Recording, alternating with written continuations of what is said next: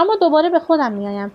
شما اینجایید پشت شانه‌های من و در آرزوی عشق، یا کمتر از آن یا بیشتر، یا اصلا اینطور نیست؟ نه، نمیگذارم حالتان از این صاحب زمخت شیکیتو به هم بخورد. کمی بی‌انصافی از آنجا بیرون میروم با گونه‌های سرخ و پاهای یخ کرده‌ام.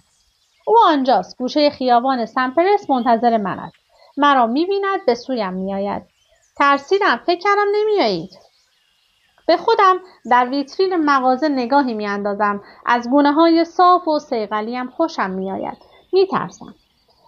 متاسفم، منتظر نتیجه شرط‌بندی روی اسب‌ها بودم و زمان گذشت.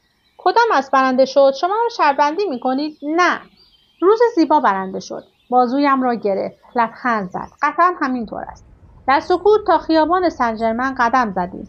هر از گاهی مخفیانه نگاهی به من می‌انداخت. نیمرخم را برانداز می‌کرد، اما می‌دانم در آن لحظه از خودش می‌پرسید جوراب شلواری پوشیدم یا جوراب صاف بلند. صبر کن مرد جوان، صبر کن. می‌خواهم به جایی ببرمتان که خیلی دوست دارم.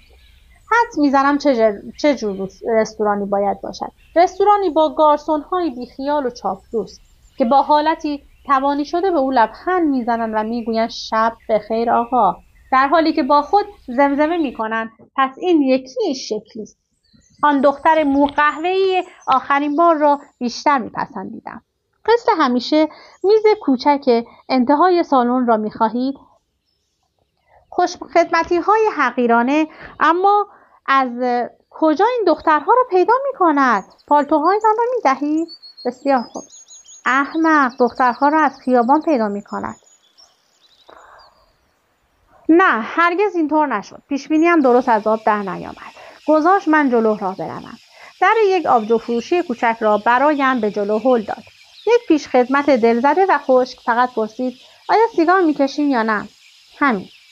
وسایلمان را به رختاویز آویزان کرد. همراه من در کمتر از نیم ثانیه مرعوب لطف پیراهن زنانه‌ام شد. دانستم چندان افسوس بریدگی زیر چانه‌اش را نمی‌خورد که بیشک حاصل ریش تراشیدن چندی پیش بود، ولی دستهایش رسوایش می‌کردند. در لیوان‌های بزرگ توپ مانند شراب خارق‌العاده‌ای نوشیدیم. غذاهای نسبتاً خوشمزه‌ای خوردیم تا عطر عصاره شراب از بین نرود. مردی که روبروی من نشسته هنگام نوشیدن چشمهایش چین می‌خورد. حالا او را بهتر می‌شناسم. پیراهن یقه برگردان طوسی رنگ از جنس کشمیر به تن دارد. جای شکستگی در آرنجش و جای زخمی کوچک روی مشت راستش دارد. احتمالاً یادگار دوران